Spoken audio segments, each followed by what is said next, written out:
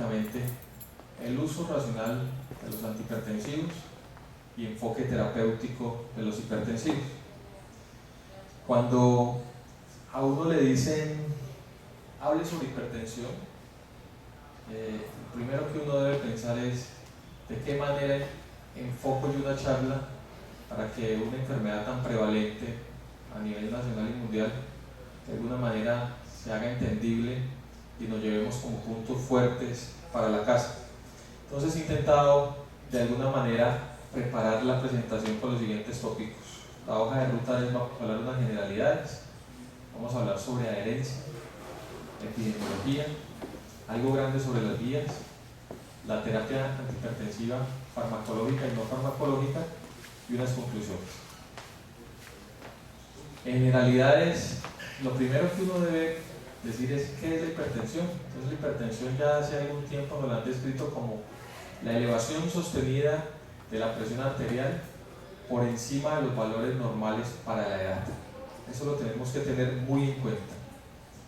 Cuando miramos qué ha sucedido con la hipertensión en los últimos 40 años, en 1962, el modelo de Paige nos decía de alguna manera, nosotros tenemos unos factores de riesgos causales, donde tenemos la genética, donde tenemos los aspectos hemodinámicos, los aspectos neurohormonales, los neurales, donde tenemos todo lo que tiene que ver con nuestro medio ambiente, y de allí a medida que van sumando factores de riesgo podemos tener un riesgo en el transcurso de la vida de ser hipertensos. La hipertensión arterial, ustedes saben que en el 90% de la población es de origen esencial, o sea, no sabemos cuál es la causa, sabemos que hay unos factores de riesgo relacionados. En los últimos 20 años hemos avanzado en el secundarismo, en ese 5 a 10% de pacientes que de alguna manera hemos encontrado que hay unas causas orgánicas que pueden precipitar la hipertensión. De allí que hace un año se describe de nuevo el modelo de Paige con todas estas modificaciones, donde hay grandes avances en secundarismo, pero donde todavía estamos muy cortos en qué sucede con la hipertensión esencial. Cuando miramos ese modelo de Paige, hay algo muy importante en la hipertensión esencial, que es la charla del día de hoy. Encontramos que hay 25 mutaciones genéticas, ¿sí? Eso ya es bastante importante, y encontramos que tenemos alrededor de 53 polimorfismos simples de nucleótidos que nos pueden llevar a hipertensión esencial. De allí que, a pesar de que conocemos mucho en el tratamiento farmacológico, en el tratamiento no farmacológico, en los factores de riesgo relacionados que tenemos con la hipertensión, estamos muy cortos todavía de tener un tratamiento ideal. Probablemente los tratamientos ideales en los próximos años van a ser las terapias génicas, las veo en menos de 20 años, y el tratamiento individualizado del paciente de acuerdo a la hemodinamia vascular. Estamos todavía en pañales, pero para allá vamos.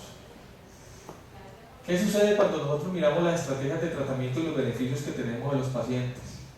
Hay una cifra mágica que nos lo han dicho los estudios, los metaanálisis, las diferentes guías, y esa cifra mágica es alrededor de 140-90. Sabemos que si el paciente es hipertenso, debe tener metas de tensión arterial menor de 140-90, y que cuando logramos tener esas metas por debajo de 140, nosotros vamos a impactar de manera importante en disminución de infarto agudo de miocardio en un 20-25%, en disminución de progresión de continuo de la falla cardíaca en la mitad de los pacientes, en disminución de desarrollo de enfermedad cerebrovascular, llamamos stroke o hemorragia, en un 35-40% de los pacientes, y sabemos que a 10 años hay menor riesgo de desarrollo de diabetes mellitus. Además, podemos impactar en una lesión de órgano blanco, que a veces es subclínica, pero que es muy importante, que es en la reducción de la hipertrofia ventricular izquierda, que sabemos que el paciente que tiene hipertrofia ventricular izquierda tiene mayor morbimortalidad a mediano y a largo plazo.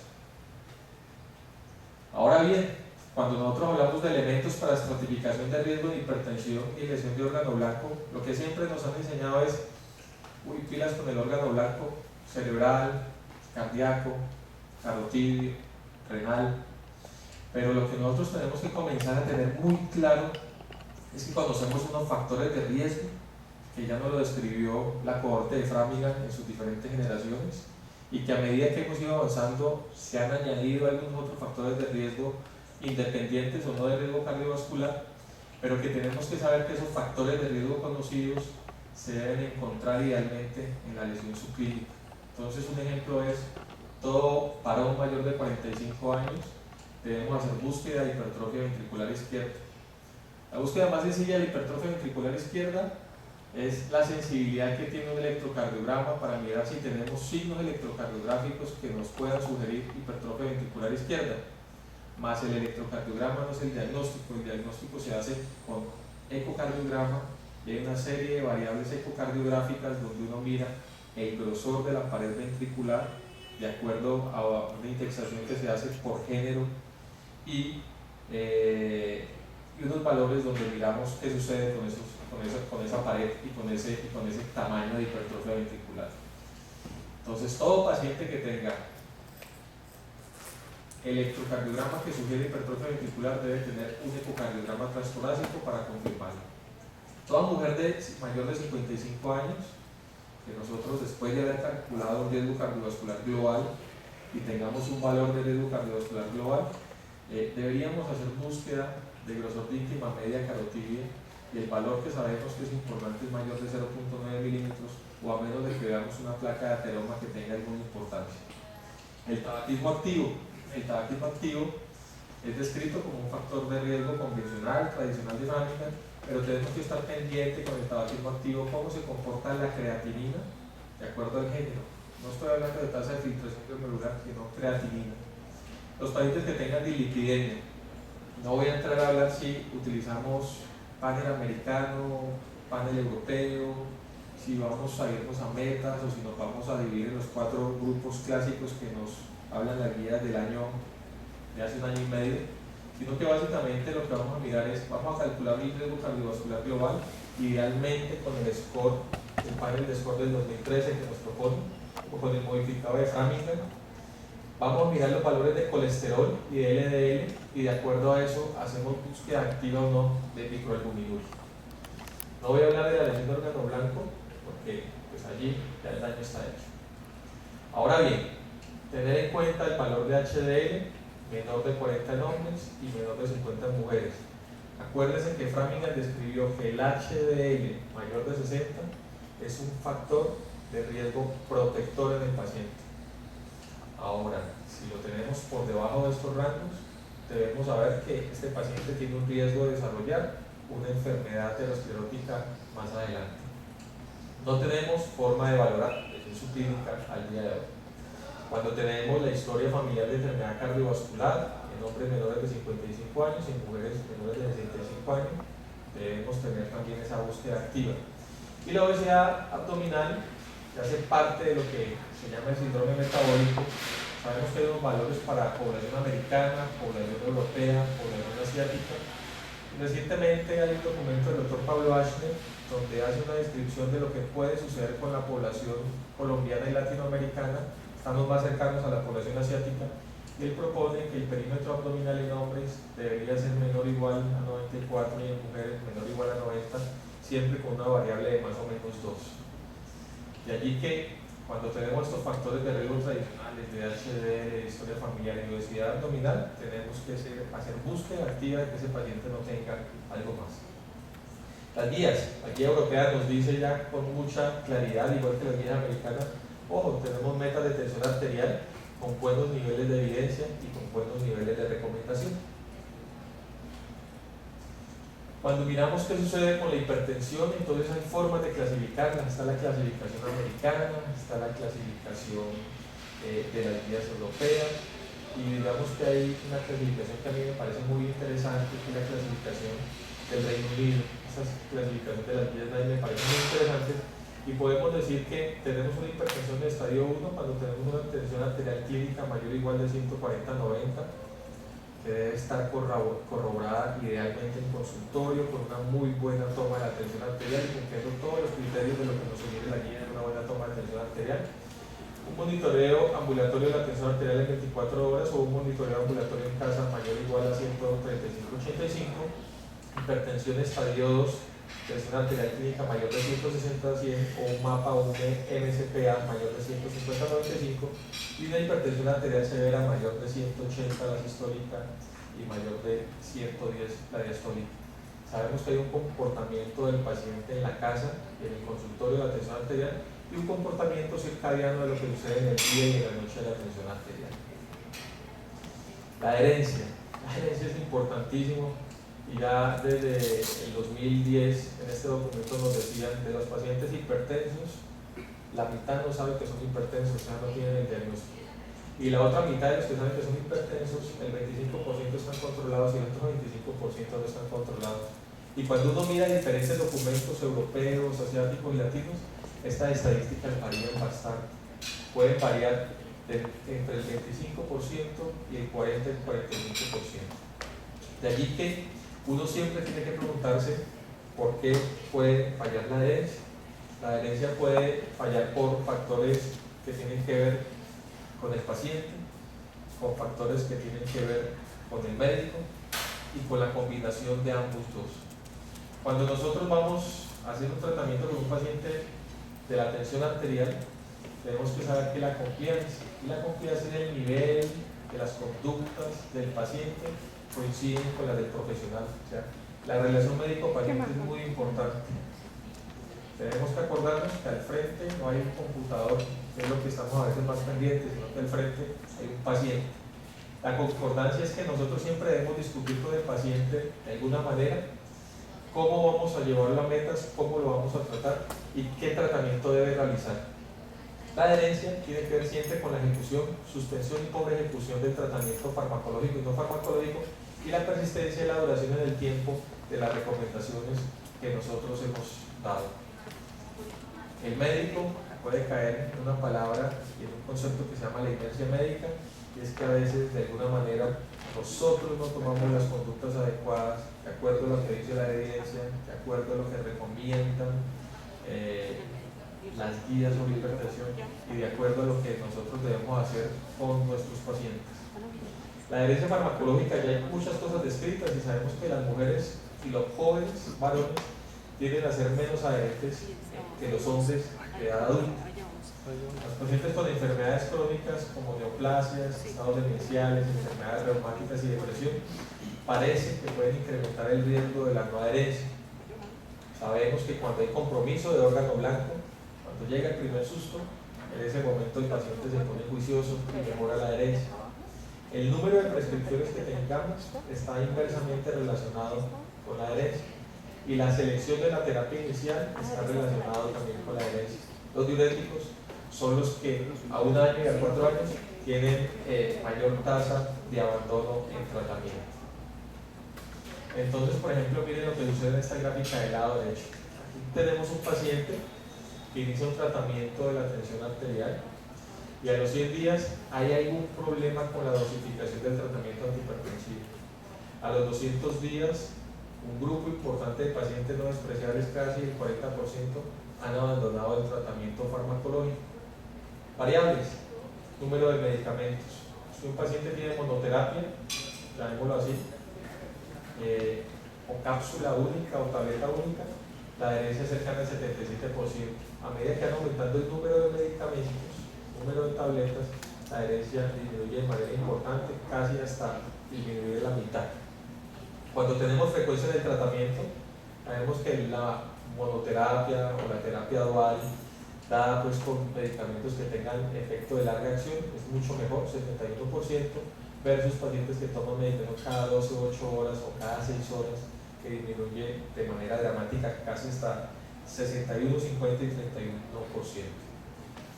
Cuando miramos qué sucede con la adherencia y persistencia de acuerdo a los medicamentos, sabemos que los ARA2, los IECA, los calcitonistas, los betabloqueadores se comportan mejor que los diuréticos.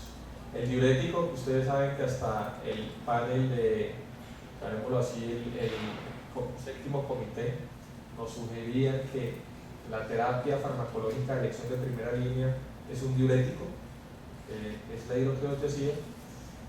Se comenzaron a ver en estudios que estos pacientes a los 4 años tenían unas tasas de abandono altísimas. Uno, por los efectos adversos asociados a trastornos hidroelectrolíticos. 2, porque a veces los médicos nos equivocamos y damos la dosis nocturna del diurético y ese paciente no duerme por estar orinando.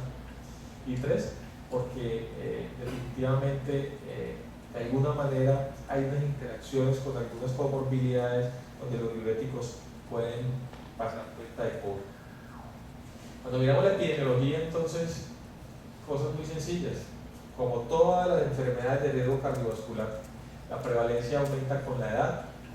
Podríamos decir que es casi igual en hombres y mujeres, pero cuando ustedes van a ver la encuesta NANES, que es la encuesta de salud y nutrición tradicional de Estados Unidos, sabemos que de la población mayor de 20 años, el 32.6% de esos pacientes son hipertensos. Y eso se ha dado en los últimos 20 años, es una cifra dramática. Y ustedes la extrapolan al resto del mundo, es más dramática aún. Y entonces cuando miramos la gráfica, sabemos que sí, que hay una tendencia levemente de género masculino, pero la diferencia es casi igual en género, excepto en este grupo de los pacientes de 55 a 64 años, donde hay una leve inversión y el riesgo cardiovascular aumenta en la mujer. Probablemente está dado por la edad posmenopáusica, por una serie de cambios hormonales y porque a esta edad de alguna manera pueden sumar factores de riesgo cardiovasculares importantes en la mujer que impactan al final en la morbimortalidad. Cuando miramos la prevalencia de hipertensión en América Latina, entonces tenemos el estudio tradicional en Carmela, donde se estudió la prevalencia de la hipertensión en varias ciudades de América Latina y se encontró que había un promedio de prevalencia que oscilaba entre el 9 y 29%, ¿sí? Que la prevalencia promedio fue 18%, que cuando íbamos a mirar lo que sucedía con los hipertensos que no estaban tratados, la prevalencia oscilaba entre el 12 y el 41%, y cuando teníamos pacientes hipertensos tratados y no controlados, por ejemplo, el promedio fue 24%, teniendo en cuenta que la única ciudad colombiana donde se realizó este estudio fue Bogotá y estuvo por encima del promedio de estas ciudades latinoamericanas. Bogotá tiene una prevalencia similar a la prevalencia que se ha observado en la encuesta NANES en Estados Unidos de hipertensión. Importante, la hipertensión mata más que las balas, mata más que el tabaquismo activo, mata más que la dislipidemia, mata más que la desnutrición y mata más que muchas necesidades insatisfechas de la población en general. Es el principal factor de riesgo atribuible de mortalidad en el planeta y que cada vez va aumentando en cifras y de manera dramática. De allí, el médico debe conocer sobre la hipertensión, debe saber cuáles son las metas adecuadas de tratamiento farmacológico y no farmacológico en hipertensión, debemos tener los conceptos claros sobre adherencia y debemos conocer estas estadísticas para preocuparnos y para comprometer al paciente de alguna manera. Sabemos ya desde el doctor Lewington y su metaanálisis sobre mortalidad cardiovascular y aumento de presión arterial. Si tenemos un paciente mayor de 40 años que va aumentando la presión arterial sistólica en 20 milímetros de mercurio y la diastólica en 10 milímetros de mercurio, a partir de esta tensión arterial, pues tenemos, digamos que un aumento del riesgo cardiovascular global y de mortalidad de manera algorítmica dramática. De allí que tenemos que impactar la tensión arterial sistólica, pero también tenemos que impactar la tensión arterial diastólica. Framingham inicialmente nos decía, todo paciente que tenga tensión arterial sistólica mayor de 160 en hombres tiene el riesgo 3 veces más que la población que no es hipertensa de morbimortalidad. Y nos dijo que toda mujer que tenga tensión arterial diastólica mayor de 95, el riesgo de mortalidad es de 6 veces más. ¿Listo? Ya a medida que pasaron los años se han ido modificando algunas cosas de Framingham, pero Framingham sigue corriendo y nos sigue dando datos importantes. Y de allí sabemos que si nosotros impactamos la diastólica de manera importante, disminuimos también la mortalidad en este paciente.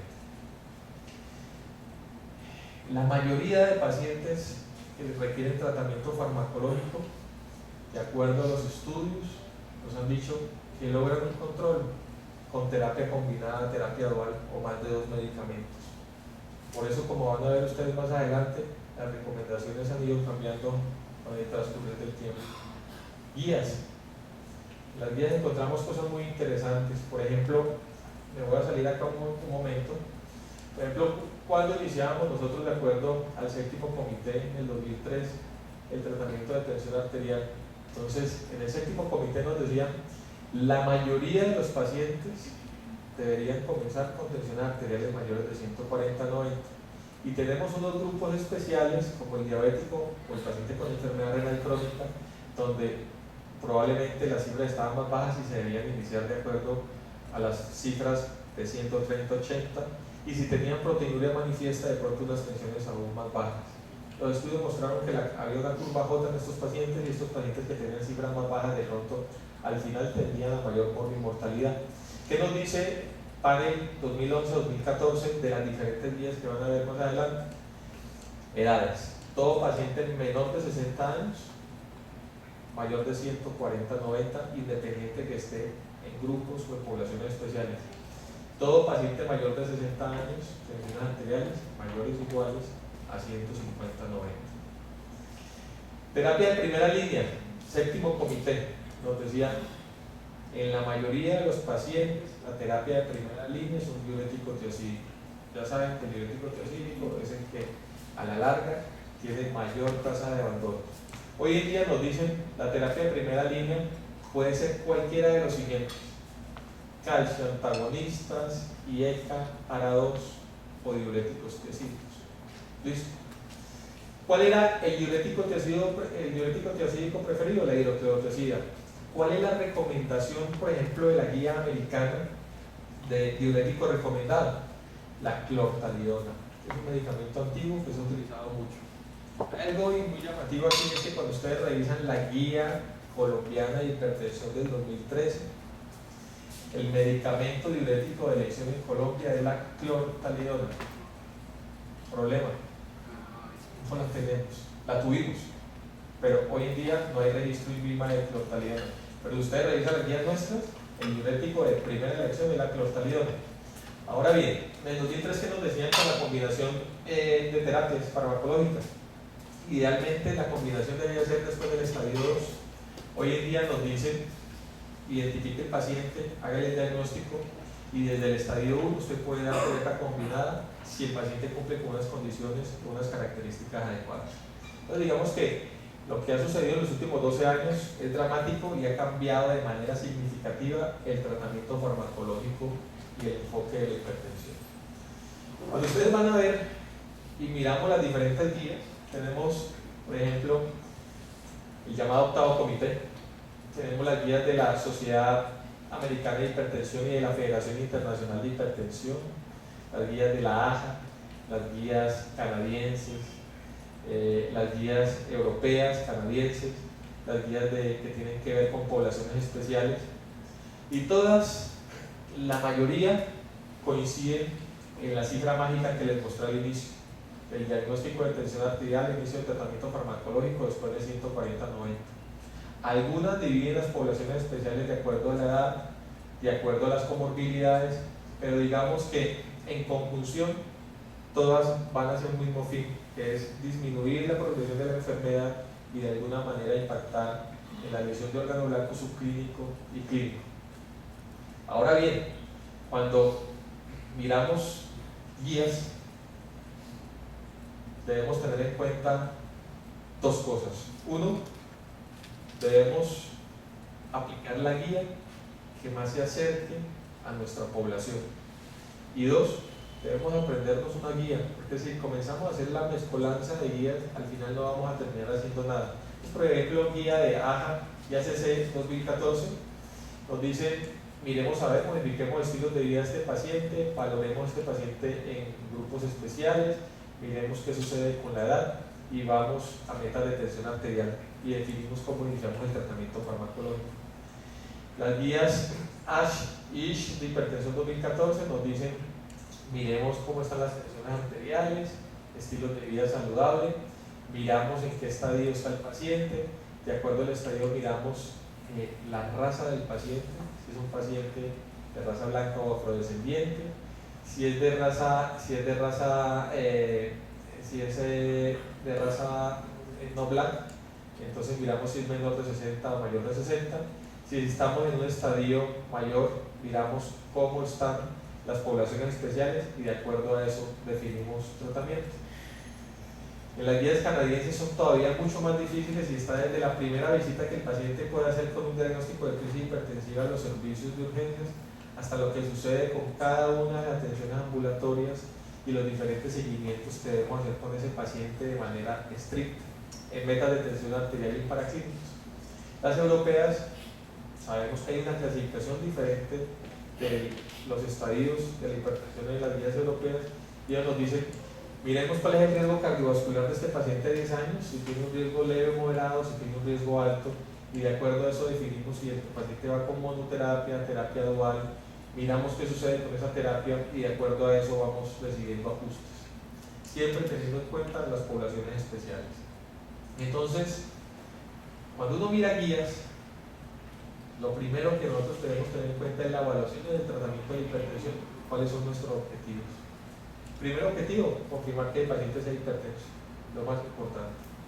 Segundo objetivo, determinar el grado de hipertensión y si tenemos lesión de órgano blanco subclínico. La lesión de órgano blanco clínico, el diagnóstico lo hace hasta el señor que está a la entrada del consultorio. Identificar las comorbilidades de este paciente, cuantificar el riesgo cardiovascular global a 10 años de este paciente, idealmente por el score del panel del 2013, documentar qué tratamientos previos y actuales tienen, y siempre en pacientes menores de 40 años debemos diagnosticar la hipertensión y descartar posibles secundarismos.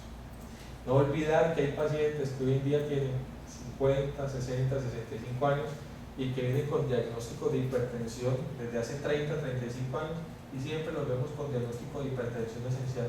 Ojo con esos pacientes porque a veces se nos han pasado muchos años y no hemos hecho los estudios pertinentes. Entonces, hay un flujograma que a mí me gusta mucho, que es el flujograma que yo creo que lo podemos aplicar y siempre lo estamos aplicando en Colombia, y es el flujograma NICE. El flujograma NICE es sencillo, fácil de aprender, fácil de aplicar y costo efectivo. Nosotros tenemos un paciente en el consultorio, ustedes la técnica adecuada de toma de tensión arterial con las recomendaciones que nos dicen las guías. Sabemos que ese paciente tiene una presión arterial en el consultorio menor de 140/90, pero vemos que hay algo que nos dice que hay compromiso de un órgano blanco subclínico, un electrocardiograma que muestra una hipertrofia ventricular izquierda, que sugiere una hipertrofia ventricular izquierda y que llega con un ecocardiograma TT que nos confirma la hipertrofia ventricular izquierda de acuerdo a los valores que tenemos por nivel. Entonces, podríamos decir que tiene una lesión de órgano blanco subclínico. O un paciente que tenga una lesión de órgano blanco clínico. Si ese paciente está con cifras de tensión arteriales normales en el consultorio, de rangos no hipertensivos, pero tiene una lesión de órgano blanco, debemos abrir el ojo y hacer una búsqueda muy exhaustiva. Si no tiene lesión de órgano blanco, ¿qué sucede? Pues el paciente no es hipertenso y vamos a hacer un seguimiento cada 5 años, periódico. El periódico no es cada 3 meses, cada 6 meses, cada año, no. Lo que sugiere la guía NICE es si este paciente no tiene comorbilidades importantes, no tiene lesión de órgano blanco, no es hipertenso, seguimiento cada 5 años. Si tiene lesión de órgano blanco, cualquiera, se sugieren dos posibilidades: el monitoreo ambulatorio de la tensión arterial, que es el afinamiento que siempre hemos hecho desde los años 80, o hacer el monitoreo ambulatorio de la tensión arterial en 24 horas, llamado MAPA. ¿Qué sucede con ese paciente? Si le hacemos el MAPA o el MCPA, tenemos varias posibilidades. Si el paciente tiene tensión arterial menor de 135/85, pues sabemos que el paciente no es hipertenso, pero ojo, tiene una lesión de órgano blanco, subclínico o clínico. Tenemos que hacer la búsqueda de acuerdo al compromiso de órgano blanco. Tener muy en cuenta que hasta un 30-40% de los pacientes que no son hipertensos, que tienen compromiso de órgano blanco, de una entidad que se llama el síndrome de apnea y hipoapnea obstructiva del sueño. Y hasta un 35-40% de los pacientes que tienen hipertensión y que tienen compromiso órgano blanco podrían tener sacos también. Entonces, ojo con esta entidad porque nosotros no la buscamos en los consultorios. Si el paciente está con tensión arterial mayor de 135/85, ya sabemos que es un hipertenso que por lo menos está en el estadio 1 y sabemos que requiere tratamiento. Un tratamiento no farmacológico y un tratamiento farmacológico que ustedes lo van a definir de acuerdo a las características individuales del paciente. Idealmente monoterapia puede ser, pero si tiene unas características especiales que cumplan para terapia dual, puede arrancar con terapia dual. Paciente que está mayor de 155/95, ya sabemos que está en estadio. Sabemos que tenemos que iniciar el tratamiento, pero este paciente sí tiene que ir con tratamiento combinado de entrada, sin dudarlo. Ahora bien, si nosotros tenemos este paciente que está acá y que inicialmente lo vimos con tensiones arteriales normales, pero que tenía compromiso de un órgano blanco, es lo que llamamos hipertensión enmascarada. Inicialmente cifras negativas, normales, compromiso de un órgano blanco, que lo estudiamos, lo confirmamos con un mapa o un MCPA y confirmamos que el paciente estaba en un estadio de hipertensión. Se llama hipertensión enmascarada. Hasta el 40% de los pacientes que llegan a nuestros consultorios pueden tener hipertensión enmascarada. Cuando nos llega el paciente al consultorio y tenemos una presión arterial en consultorio mayor de 140/90, con las recomendaciones de toma de tensión arterial que nos da la guía, volvemos y miramos lo mismo, muy sencillo. Si tiene compromiso o no tiene compromiso de órgano blanco. Si el paciente tiene compromiso de órgano blanco, clínico o subclínico, tratamiento. Si el paciente no tiene lesión de órgano blanco ni clínico ni subclínico, nos vamos a MAPA y a MCPA. Le hacemos el MAPA y el MCPA y encontramos tres escenarios. El paciente que tiene tensión arterial menor de 135/85, o sea, es hipertenso, es lo que llamamos paciente hipertenso de bata blanca. El paciente que tiene tensión arterial mayor de 135/85, que diríamos que es un hipertenso en estadio 1, que requiere tratamiento individualizado, farmacológico y no farmacológico, de acuerdo a sus características. Y el paciente que está mayor de 150/95, que es el paciente en estadio 2, que sabemos que requiere tratamiento sí o sí y de entrada combinada. Cuando miramos las terapias antihipertensivas, entonces debemos tener en cuenta el tratamiento no farmacológico y el farmacológico. Yo diría que los dos son igualmente importantes. Y si ustedes me preguntan, para mí sería más importante el no farmacológico. El no farmacológico es el que debemos tener todos, seamos o no hipertensos, y es tener estilos de vida saludable. Pero especialmente en el paciente hipertenso sabemos que si nosotros impactamos en variables de índice de masa corporal, en un plan dietario adecuado como el DASH, en disminución de ingesta de sal, en una actividad física aeróbica regular, mínimo de 3 a 5 veces a la semana con moderada intensidad, y en disminución moderada del consumo de alcohol, sabemos que estos pacientes a 6 meses tienen reducciones dramáticas de la tensión arterial de predominio sistólico. Ejemplo, índice de masa corporal siempre nos ha enseñado que lo normal es entre 18 y 24.9, o sea, menor de 25. Pero a mí me queda difícil a una señora que tiene 60 años, que siempre ha tenido índice de masa corporal entre 28 y 32, decirle voy a llevarla por debajo de 25. Entonces, las guías que nos dicen, dos propuestas. Uno, pacientes que tienen sobrepeso o algún grado de obesidad, tratemos de tener puntos flexibles de índices de masa corporal cercanos a 28.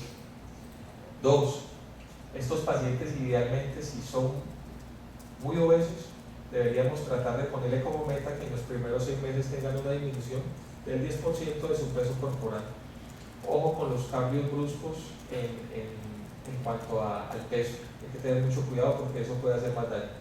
Plan dietario DASH, ya descrito hace mucho tiempo, es la llamada dieta cercana a la dieta mediterránea, y sabemos que los pacientes deben tratar de disminuir de alguna manera los ácidos grasos trans. Los pacientes deben consumir muchas leguminosas,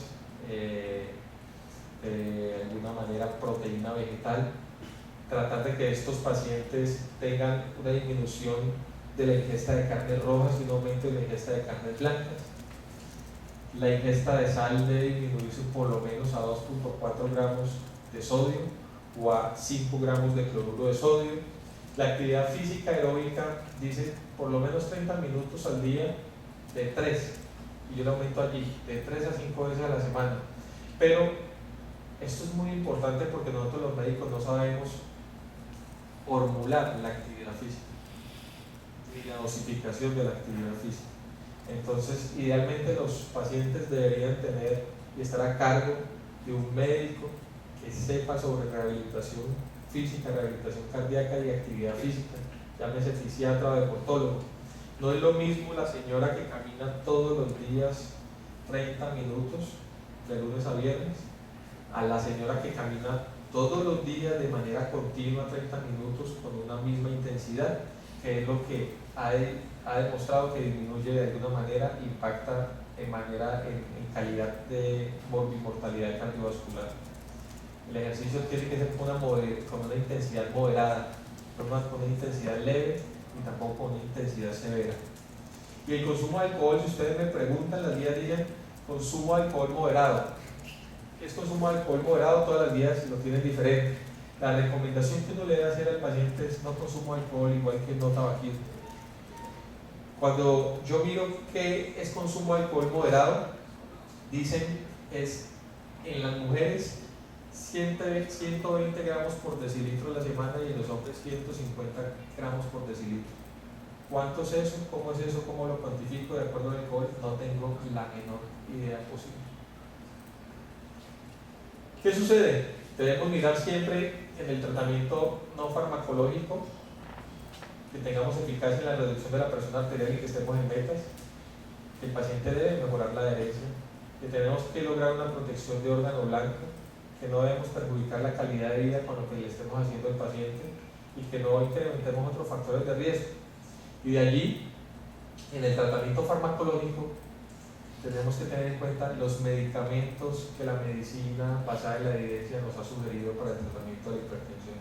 Esta, por ejemplo, es la gráfica que está en el 8º comité y de lo que sugiere los tratamientos que tienen una fuerte evidencia de la hipertensión. Yo quiero poner aquí dos ejemplos. Uno, debemos conocer la dosis de inicio del tratamiento antihipertensivo y dos, la dosis máxima. ¿Alguno de los doctores o las doctoras que me lean los ataques, cuál es la dosis de inicio? ¿Duro? ¿Y cuál es la dosis máxima? Listo. Todos los días nos encontramos pacientes que están con dosis de 200 y 300 miligramos de losartán. Entonces llega al consultorio, no está en metas, está tomando 50 miligramos cada 2 horas de losartán y de entrada 2 tableticas en la mañana y 2 en la noche. Los estudios han demostrado que el losartán, su efectividad antihipertensiva comienza en 50 y termina en 100. Sencillo. Ahora, amlodipino, ¿quién me lo quiere leer ahí? ¿Cuál es la dosis de inicio? Bueno, nosotros tenemos tabletas de 5 y 10 miligramos. Los estudios dicen que debería iniciar en 2.5 miligramos. ¿Y la dosis máxima? 10. Encontramos pacientes con amlodipino 10 miligramos cada 12 horas. Entonces uno pregunta, ¿y por qué 10 miligramos? No, porque está el genético. No, porque esa es la dosis. No, porque respondió muy bien el paciente a la dosis de 20 miligramos. Y la señora y el señor con esas piernas hinchadísimas, pensando que tiene falla cardíaca, que tiene insuficiencia venosa, que es la obesidad, y no, es simplemente el evento adverso que tiene el amlodipino. Pongo estos dos ejemplos porque son de los medicamentos más utilizados por nosotros. Yo creo que se formulan más que la aspirina y la alcacen en Colombia, y entonces tenemos que saber cuáles son las dosis y las metas. Y aquí quiero poner un ejemplo muy sencillo, y es que estos son los medicamentos que se sugieren como antihipertensivos, pero hay algunos medicamentos que ustedes no van a ver acá, que son medicamentos que tienen evidencia como antihipertensivos y que están en grupos especiales. El grupo especial de paciente hipertenso que tiene falla cardíaca con disfunción sistólica, el paciente hipertenso que tiene enfermedad coronaria, el paciente hipertenso que de alguna manera tiene enfermedad arterial periférica, como ejemplos pequeños. Y por último, hay un diurético que a mí me gusta mucho, que es de primera elección y de primera línea en las guías europeas, y que es la indapamida. ¿Listo? La indapamida es un medicamento que lo tenemos en nuestro país, que los estudios han demostrado que le va muy bien a los pacientes mayores de 60 años y muy bien a los pacientes mayores de 80 años, con pocos eventos adversos asociados a lo que sucede con los diuréticos. Y por segundo, vuelve a aparecer nuestra clortalidona, primera elección en Estados Unidos, primera elección en la guía colombiana del 2013, a pesar de que no tiene registro INVIMA actualmente, lo tuvo en el pasado. Y la explicación que dan los americanos para tenerlo en la primera elección es: uno, es costo efectivo y muy barato; dos, tiene estudios potentes desde hace más de 30 años que impactan en mortalidad y hipertensión; y tres, ellos dicen que la clortalidona, por su vida media un poco más prolongada, tiene menor riesgo de eventos adversos asociados a trastornos hidroelectrolíticos. Y es la forma como ellos justifican la clortalidona como el diurético triacídico de elección en las guías del octavo comité. Ahora bien, cuando tenemos hipertensión grado 1, debemos cumplir uno o más de los siguientes para nosotros saber que ese paciente, de alguna manera, tiene que intervenirse y definir cómo lo vamos a intervenir farmacológicamente. Ojo, lesión de órgano blanco, clínica o subclínica, enfermedad renal crónica, o sea, población especial, diabetes mellitus, población especial, o riesgo cardiovascular global por el score idealmente de panel de 2013, mayor del 10% a 10 años. Hipertensión grado 1, si después de 3 meses de cambios en el estilo de vida y persistencia de hipertensión en metas de grado 1, en no metas, perdón, de grado 1, sabemos que de alguna manera este paciente debe tener un tratamiento farmacológico. Ahora bien, cuando nosotros tenemos una medicación antihipertensiva en personas de cualquier edad con hipertensión grado 2, sabemos, y es obligatorio, que debemos iniciar con terapia dual. Idealmente en una sola tableta, que tenga una vida media prolongada. Ojo con los pacientes mayores de 80 años, sabemos que las metas son menores de 150 a 90, pero tenemos que ser juiciosos e individualizar a ese paciente. Debemos saber cuál es la medicación que probablemente le va a producir menos eventos adversos, cuáles son las comorbilidades asociadas para no deteriorar la calidad de vida de ese paciente. Siempre y cada vez más criterios de fragilidad, tenemos que hacer scores de fragilidad y definir si ese paciente se beneficia de que nosotros lo llevemos a metas estrictas para la edad. Debemos saber cuál es su condición médica y su pronóstico de vida a un año. Si el señor tiene un score de fragilidad importante, con un pronóstico de vida a un año muy bajo, pues, ¿qué necesidad tenemos de llevarlo a metas o deteriorarlo o que nos comience el hipotensor ortostático? ¿Sí?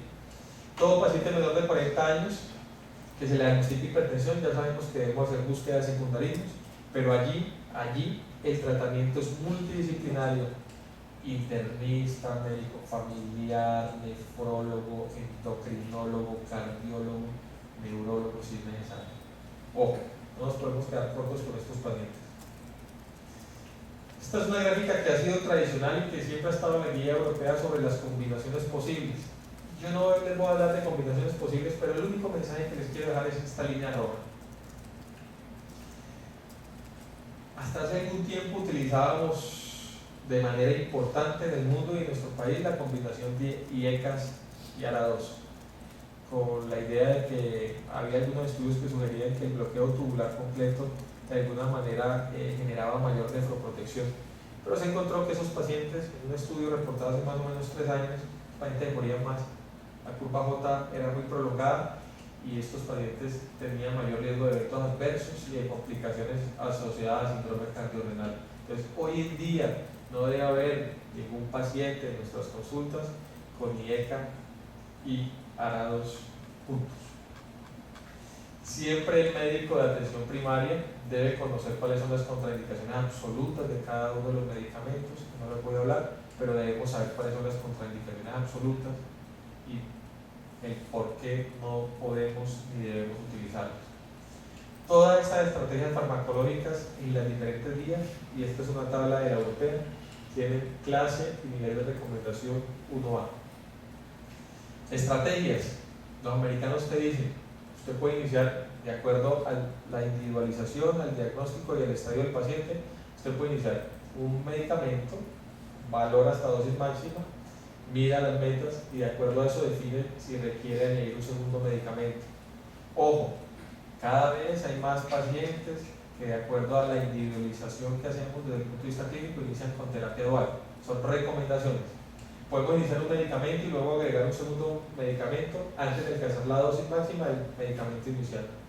O 3, terapia dual, ya sea como 2 pastillas separadas o como una sola píldora, idealmente una sola píldora, con evidencia de acción prolongada.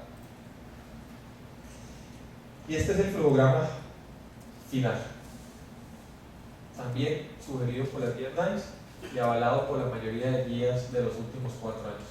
Todo paciente menor de 60 años, que sea diabético, que tenga una enfermedad renal crónica, que le hicimos ya el diagnóstico de hipertensión y que podemos comenzar con monoterapia. El paso 1 es iniciémosle IECA y OARA 2, de acuerdo a la evidencia.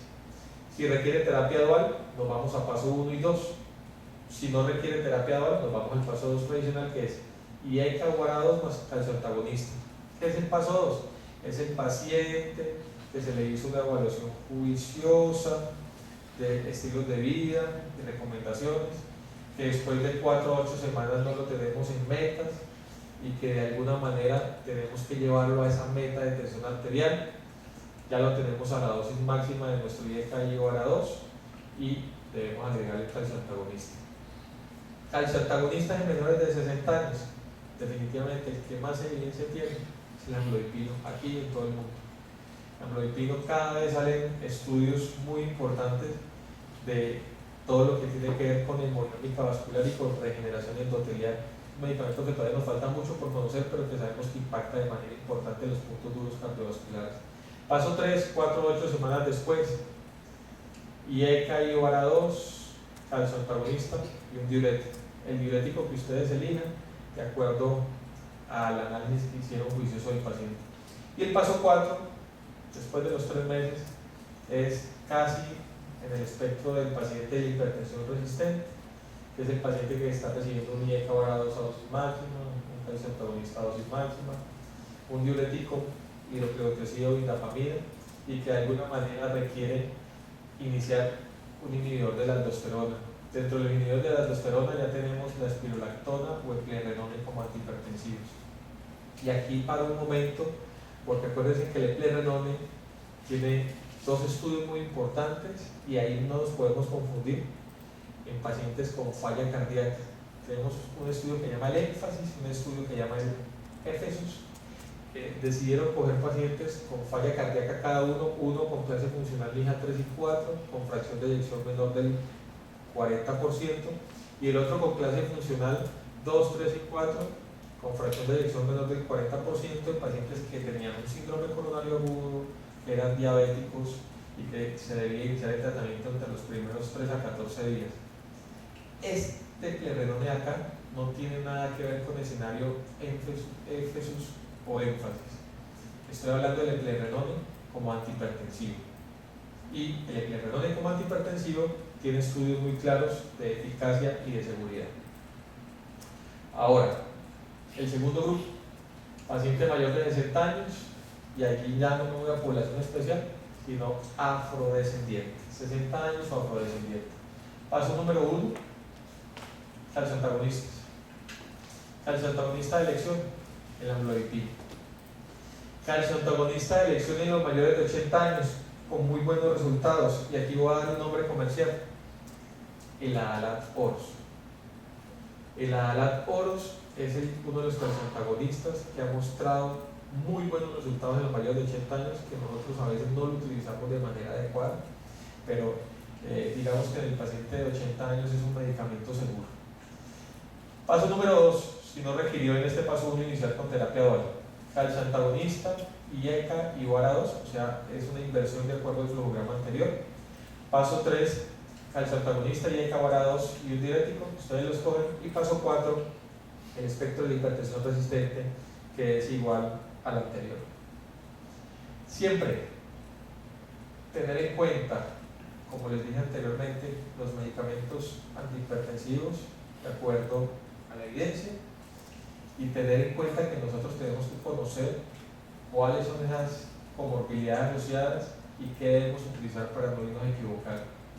Enfermedad arterial coronaria con disfunción ventricular, hipertensión histórica aislada del anciano, angina de pecho, enfermedad renal crónica, enfermedad arterial oclusiva, fibrilación auricular, hipertrofia ventricular izquierda, hiperplasia prostática benigna y enfermedad pulmonar obstructiva crónica.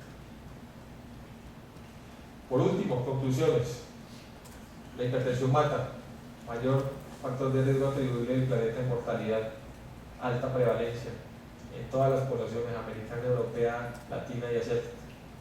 Debemos conocer la cifra mágica, cuál es la meta que vamos a llevar al paciente si es menor de 60 años o mayor de 60 años. Debemos utilizar las dosis recomendadas de los antihipertensivos, de acuerdo a lo que nos dicen las guías y la evidencia. Debemos llevarlo a las dosis máximas recomendadas. Cojamos una guía, la que ustedes quieran, y hagan adherencia a esa guía. Al hacer adherencia a esa guía, tenemos que mejorar el fenómeno de inercia médica, de pseudo resistencia y de no adherencia por parte del paciente. Hagamos bastantes programas de promoción y prevención, primaria, secundaria. La revolución de las cosas comienza por la revolución de las cosas pequeñas, como decía Pirri. Entonces, si nosotros hacemos cambios pequeños, vamos a impactar de alguna manera en nuestro modelo de salud, vamos a impactar en el paciente y vamos a disminuir mortalidad.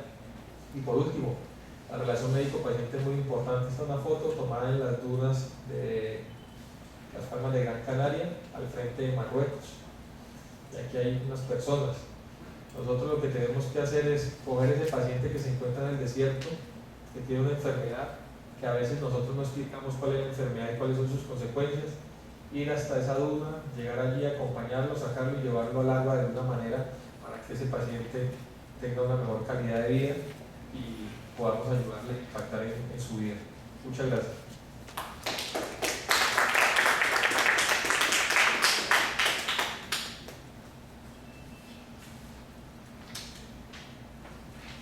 No sé si alguien de pronto tenga alguna pregunta.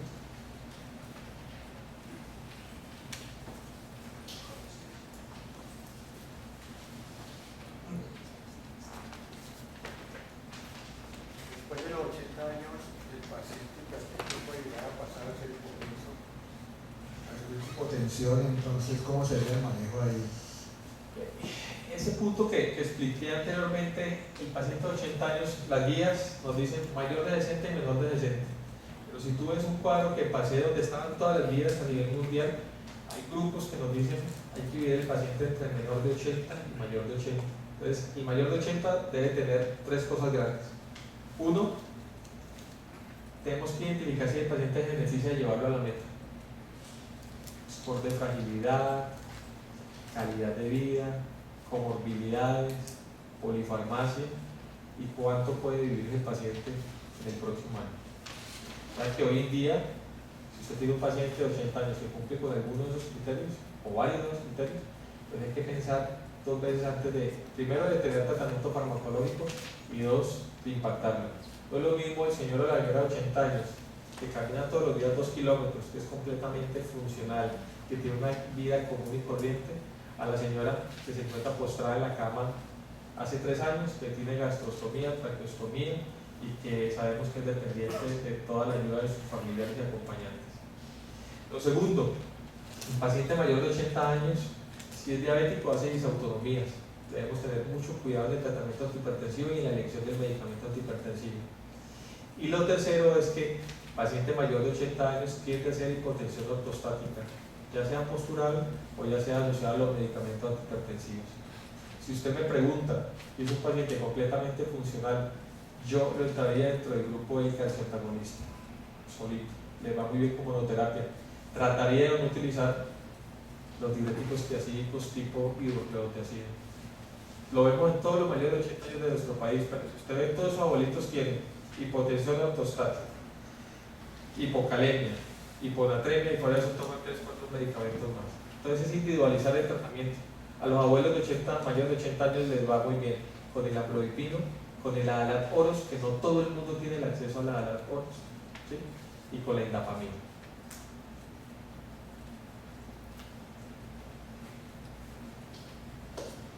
¿Quién más de pronto quiere preguntar? Bueno, muchas gracias. Doctor, qué pena. Acabaron de hacer una pregunta a través de la página. Felicidades, doctor, por esa excelente conferencia. Gracias. Duda acerca del uso de beta bloqueadores en hipertensión arterial. Las guías no los tienen en cuenta. Listo. Entonces, el beta bloqueador no es un buen antihipertensivo. Entonces, no es un medicamento de primera línea.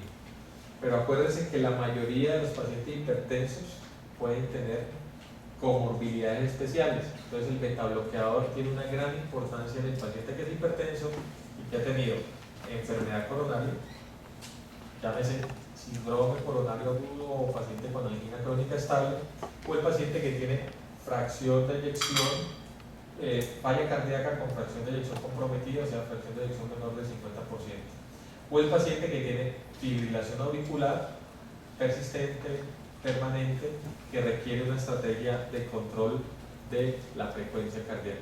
Entonces, de allí en adelante, el beta bloqueador es indicado en poblaciones especiales, no es de primera, ni de segunda, ni de tercera línea como antihipertensivo en pacientes menores o mayores de 60 años que no cumplen esas características. Algo importante, hay pacientes, adultos jóvenes, menores de 50 años, que no tienen hipertensión arterial secundaria, que no hay secundarismo, y que les va muy bien con el beta bloqueador. ¿Por qué? Porque son hipertensos que cuando uno les hace, que no hace parte de esta charla, les hace el ejercicio de la hemodinámica vascular, uno ve que son pacientes que son hiperadrenérgicos, catecolaminas muy elevadas. Esos pacientes les va muy bien con el beta bloqueador, pero problemas en los hombres. Los beta bloqueadores de primera generación causan mucha disfunción eréctil, entonces hay que tener cuidado. Si los llegaran a utilizar, se deben utilizar los beta bloqueadores de generaciones recientes, Eibolol o Carvedilol.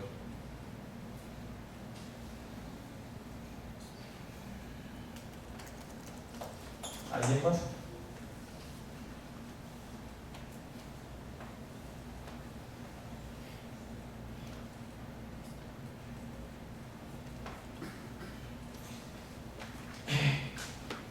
Hay algo que yo quiero comentar y es, este es el enfoque de acuerdo a la evidencia, pero como les dije en la segunda diapositiva, el tratamiento de la hipertensión va a cambiar de manera dramática en los próximos años. Siempre nos han dicho, individualice el paciente, mire las guías, lleve metas, haga el tratamiento no farmacológico, haga el tratamiento farmacológico, pero probablemente lo que están comenzando a hacer los argentinos en hipertensión, que están liderando de manera importante ahorita algunos países nórdicos europeos, y es hacer una evaluación integral de acuerdo a la hemodinámica vascular, o sea, la toma de la tensión arterial central, a mirar cómo están los índices cardíacos del paciente, cómo están las resistencias vasculares y de alguna manera cuál es el volumen intravascular, nos va a llevar a una evaluación más integrada, individualizada, y de pronto va a cambiar en los próximos años algo sobre cómo recomendamos el tratamiento farmacológico en los pacientes.